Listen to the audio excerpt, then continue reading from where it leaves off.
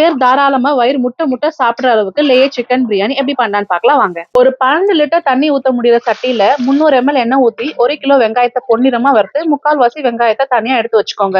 இப்போ பிரியாணி இலை 1, ஏலக்காய் 10, லவங்கம் 10, பட்டை 3 துண்டு, அன்னாசி பூ 2 இதெல்லாம் சேர்த்து கூடவே ஒரு கைப்பிடி அளவுக்கு கொத்தமல்லி புதினா ஆட் பண்ணிக்கோங்க. அடுத்ததா இஞ்சி பூண்டு பேஸ்ட் தனித்தனியா 150 கிராம் சேர்த்து நல்லா பச்சை வாசனை போக வதக்கிட்டு கூடவே தயிர் 500 ml ஊத்தி ஒரு பெரட்டி விட்டு தக்காளி 400 கிராம் பொடியா நறுக்கின பச்சை மிளகாய் 4 சேர்த்து மிக்ஸ் பண்ணிக்கோங்க.